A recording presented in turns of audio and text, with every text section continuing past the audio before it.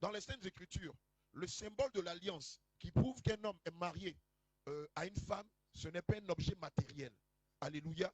Est-ce que quelqu'un me comprend? Ce n'est pas un bijou. Parce que dans les Saintes Écritures, jamais l'Éternel n'a recommandé que les symboles qui concernent l'homme et la femme en termes de mariage, ce soit une bague ou un anneau. Et si c'était le cas, l'Éternel allait veiller à ce que cela soit écrit clairement. Amen. Et donc, à la base, quand on parle d'alliance, on parle d'abord de sang. Amen.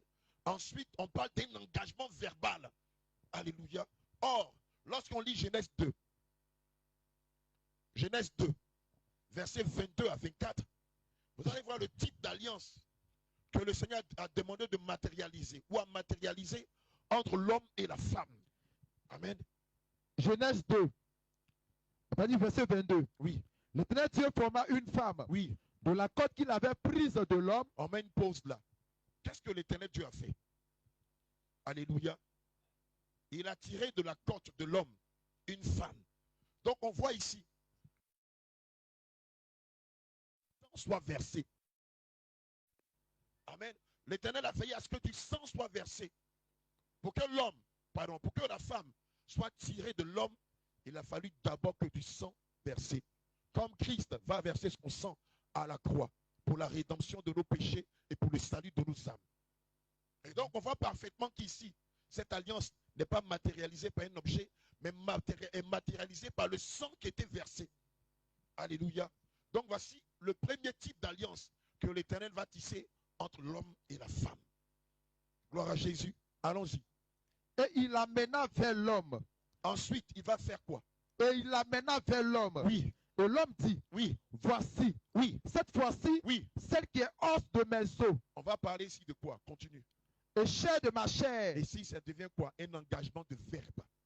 Alléluia. Le plus souvent, quand on va à la mairie pour le mariage ou à l'église, on demande à l'homme de faire un serment à demande à la femme de faire un serment à l'homme.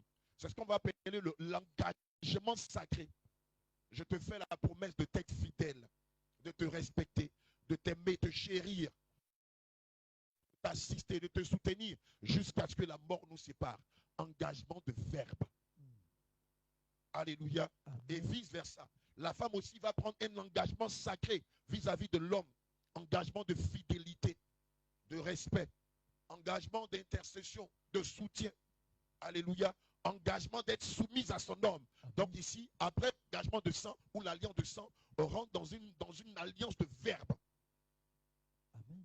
Alléluia. Amen. Continue. Et l'homme dit, oui, voici, oui, cette fois celle qui est os de mes os et chair de ma chair, oui, on l'appellera femme. Alléluia. Parce qu'elle a été prise de l'homme. Donc on voit en premier lieu que l'alliance est une alliance de sang entre l'homme et la femme. Très bien. Alléluia. Gloire à Jésus. Et la seconde alliance, c'est une alliance d'engagement verbal. C'est pourquoi tous ceux qui sont infidèles à leur femme ne verront jamais Dieu. C'est pourquoi toute femme qui est infidèle ou insoumise à son mari ne verra jamais Dieu, à moins qu'il ne se répande. Alléluia. Tout homme qui méprise sa femme, qui la brime, qui l'humilie, ne verra jamais Dieu, même s'il est dans la saine doctrine. Vérité. Toute femme qui est rebelle à son mari, toute femme qui se refuse même à son mari au lit, ne verra pas Dieu. Alléluia. C'est la raison pour laquelle on parle d'alliance de sang et d'alliance de verbe. Mais derrière cette alliance de verbe, il y a une autre alliance qui ne dit pas son nom. Lorsqu'un homme et une femme décident de se mettre ensemble, alléluia, amen, ce n'est pas seulement les deux qui vont rentrer en alliance, mais la famille de l'homme et la famille de la femme vont rentrer en alliance. On te confie notre fille. Tu as vu comme elle est belle là, non? Tu as vu comme elle a un beau teint. Tu as vu comme elle a de belles lèvres, non? C'est parce qu'on s'est bien occupé d'elle. Maintenant, on te la confie. Nous aussi, on souhaiterait que comme on a pris soin d'elle, que toi aussi, tu t'occupes très bien d'elle. Et donc, lors du mariage, deux familles vont rentrer en alliance. Très bien. Mais on le voit lors de la dot, non? C'est pourquoi vous allez constater que dans notre tradition africaine, lors de la dot, il n'y a jamais eu de bijoux pour symboliser le mariage entre l'homme et la femme. Les apparats, ils les portent juste pour la dot. Mais il n'y a rien qui démontre qu'ils sont mariés. Mais il y a quelque chose qui le dépasse. C'est l'engagement de sang, ou l'alliance de sang et l'alliance de verbe. Très bien. C'est pourquoi dans la dot, vous allez constater que tous ceux qui ont fait la dot, après la dot, ils ne portent pas une alliance. Ils ne portent pas de bijoux. Ils ne portent pas une bague. Parce qu'on entend des gens qui disent, mais comment on va savoir qu'on est marié? Mais lorsque tu payes la dot de la jeune fille, par la suite, comment il suit que tu es marié? Comment on a su que tu t'es marié? Alléluia. Amen. Comme pour dire quoi? Beaucoup décident de porter la bague à la sortie de la mairie ou des églises juste par orgueil. Comment on va savoir que je suis marié? Comment on saura que je suis marié? Et lorsque tu avais fait la dot, pourquoi tu ne te posais pas cette question? Pourquoi quand tu as fait la dot, tu ne te disais pas, mais comment on saura que moi j'ai fait la dot d'une telle? Comment on va savoir que moi j'ai été doté? Mais dès qu'on rentre à la mairie, on veut forcément qu'il y ait quelque chose de matériel pour symboliser ce mariage-là. Mais la Bible dit quoi? Tu gardes Genèse 22. Quand on prend Isaïe 55, verset 8, les Écritures disent quoi? Que les pensées des hommes ne sont pas les pensées de Dieu. Et les pensées de Dieu ne sont pas les pensées des hommes. C'est les hommes qui pensent que quand on est marié, il faut forcément matérialiser le mariage. Mais ce n'est pas la volonté du Seigneur Jésus. Amen. Alléluia. Il y a encore une autre alliance. On a parlé d'alliance de sang. On a parlé de sacrement ou de serment.